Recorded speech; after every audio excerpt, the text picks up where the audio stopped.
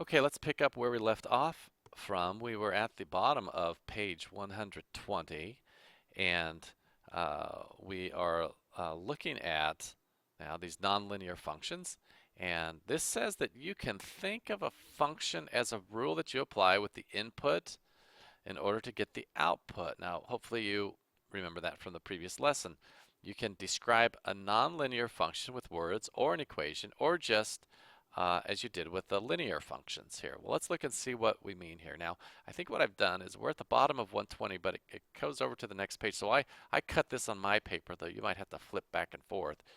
Here it says, write a rule to describe, or writing a rule to describe a nonlinear function. So here is a set of ordered pairs. It said, what is the rule for the function represented by these ordered pairs? And one way to do that is to make a table and to organize x and y values. So I've gone ahead and done that for you. You can fill in the blanks here. All I'm doing is I'm taking like 1, 1, and that's x. X is 1, y is 1, so it's 1 and 1. Okay, 2, 4 comes from this ordered pair right here. 3, 9 comes from this one. 3, 9, 4, 16, and 5, 25. You can fill in those values. And then it says, well, use words to explain the relationship between the x and the y. And if you look at it closely, what you can see is that the y value is found by squaring the x value. Okay, so whatever x is, okay, y is equal to x squared. That's how they're getting this number. If you were to continue that chart, whatever x is, they're taking it to the power of 2. Now that's the type of equation that we're looking for, is that you can write what do you do to x to get y? So that gives you that equation for that function, y equals x squared. Okay, let's continue down the page, and that's what goes in number 19 there. If you haven't written that down, y is x squared.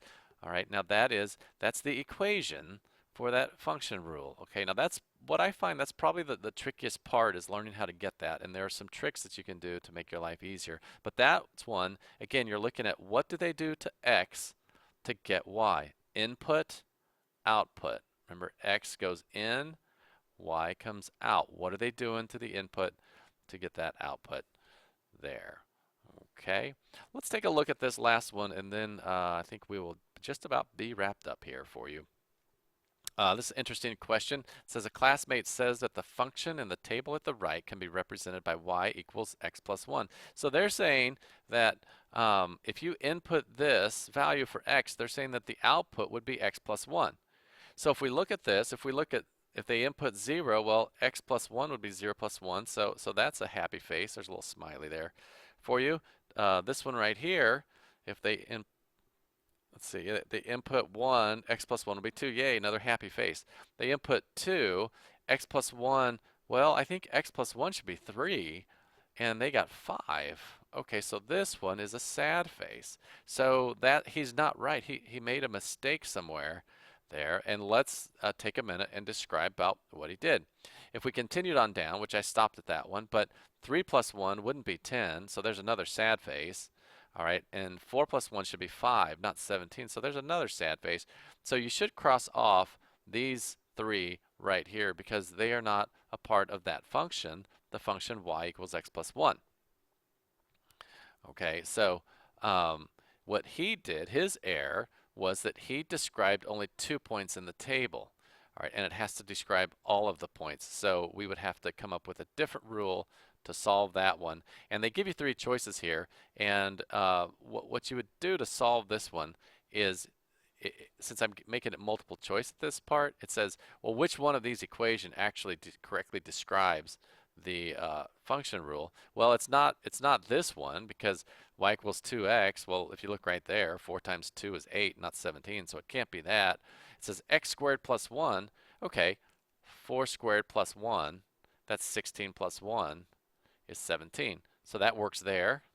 I'm kind of going backwards here. But what you're doing is you're checking each x value and see, does it output this 10 for this equation, x squared plus 1? Well, what's 3 squared? 9 plus 1 is 10. What's 2 squared? 4 plus 1 is 5. What's 1 squared? 1 plus 1 is 2. So that is the only one that actually works for all of them 2 to the power of x plus 1, that didn't work either.